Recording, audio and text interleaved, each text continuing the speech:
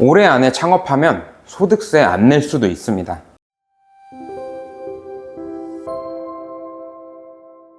안녕하세요, 시원한 세무사입니다. 최근에 세법 개정안에 대해 설명을 드렸죠. 상속세가 바뀌었고 소득세에서도 혼인을 위한 제도가 많이 확대되었는데요. 2024년 세법 개정안은 2025년도부터 적용될 세법에 대해 미리 보도하고 연말까지 국회에서 입법이 통과된다면 그 후 실제 시행되는 세법입니다. 따라서 정확히 확정되지는 않았지만 어느 정도 시행을 예상하고 경제적 의사결정을 할 수 있는 내용인데요. 특히 조세특례제한법 부분은 주의 있게 잘 보셔야 합니다. 조세특례제한법은 조세의 감면 또는 중과 등 조세특례에 대해 규정한 세법 중에 하나인데요. 감면에 대한 내용이 주로 기재되어 있기 때문에 이 조세특례제한법이 어떻게 개정되느냐에 따라 내가 적용받을 감면이 변동된다고 보시면 되겠습니다. 그래서 오늘 말씀드릴 내용은 최근 한 유튜버분께서 언급하신 내용인데요. 아프리카나 트위치 같은 인터넷 방송인 또는 유튜버들이 인천 송도에 사무실을 두고 창업을 많이 한다는 사실입니다. 오히려 돈을 많이 벌고 투자 금액이 많이 들어가지 않는 유튜버들은 자택에 사무실을 많이 두게 되는데요. 왜 꼭 송도에서 창업을 할까요? 정확한 이유가 있습니다. 바로 수도권 과밀억제권역 밖에서 창업을 해야 하는 이유가 있기 때문입니다.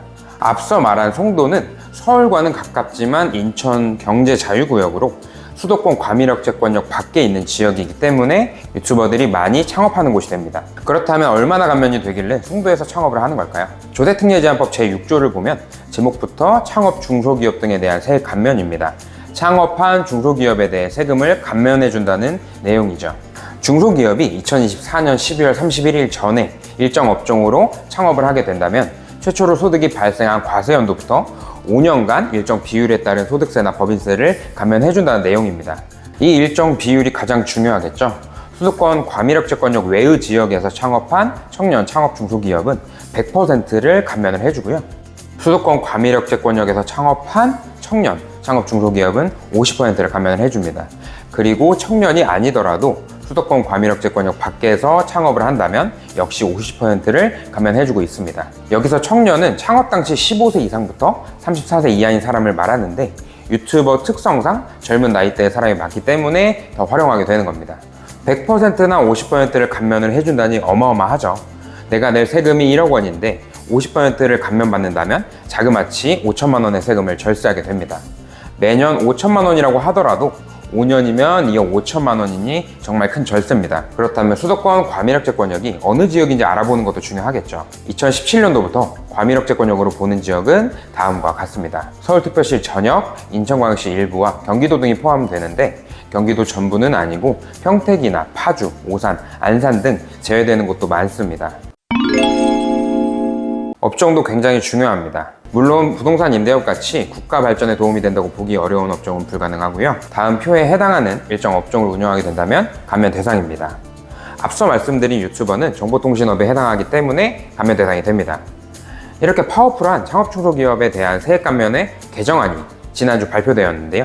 그 내용을 함께 보시면 공제율 부분이 크게 변동되니 참고하셔야 합니다. 수도권 과밀억제권역 밖의 경우 청년이 창업한 경우 100%의 감면을 적용받으며 청년이 아니더라도 50%의 감면을 적용받았었는데 개정안에 따르면 과밀억제권역 밖에서 창업하더라도 수도권에 해당한다면 25%씩 축소하게 되었습니다. 수도권 중 과밀억제권역 밖의 지역에서 청년이 창업한 경우에는 75%, 청년이 아닌 경우에는 25%로 감면율이 많이 축소되죠. 적용 시기를 보면 2025년 1월 1일부터 창업하는 분부터 적용된다고 기재되어 있지만 수도권에 대한 감면율 조정은 2026년도 1월 1일부터 적용되니 2025년까지만 창업을 하게 된다면 과밀억제권역 밖의 수도권에서 창업하더라도 100% 또는 50%의 감면을 적용받을 수 있게 됩니다. 그래서 반드시 올해 또는 내년 안에 창업을 하셔야 합니다. 깊게 생각하지 않고 2026년도에 창업을 하게 된다면 감면율이 많이 낮아지니까요. 그런데 창업 중소기업에 대한 세액 감면이 5년 동안 적용을 해준다고 했는데요. 무리해서 1년 빨리 창업을 하면 사업 초기에 세금도 많이 안 내니까 감면 기간을 헛되이 보내서 생각보다 감면을 적게 받는 거 아닐까라고 생각할 수도 있겠죠. 그렇지 않습니다. 창업을 해서 운영을 하더라도 감면 기간을 뒤로 미룰 수가 있는데요. 최초로 소득이 발생한 연도부터 5년간 적용하게 된다고 말씀을 드렸는데 이 소득이 발생하지 않는다면 창업을 했더라도 감면은 시작되지 않습니다. 만약 2024년도에 창업을 했는데 창업 첫 해다 보니까 구비할 물품도 많고 광고도 해보고 인건비도 쓰다 보니 손해가 났다면 감면 기간은 시작되지 않는 거죠. 2025년도에는 이익이 났다면 소득이 발생했기 때문에 감면이 시작되는 겁니다. 2024년도부터 5년간 감면이 적용될 줄 알았지만 그렇지 않고 2025년도부터 5년간 감면을 적용하는 겁니다. 미리 창업을 해도 5년간 감면을 받을 수 있으니 이 점 참고해서 잘 활용하셔야 합니다. 다만 주의할 점은 이미 일정 업종을 운영하다가 감면을 받기 위해 폐업을 하고 다시 창업한다든지 또는 동일 업종의 새로운 업체를 창업하더라도 최초 창업한 사업자에 대해서만 적용되니 이 점 참고하셔야 됩니다. 새로이 적용될 세법 개정안에 따라 축소되는 감면에 대해 설명드리면서 활용 방법도 같이 말씀드려봤습니다.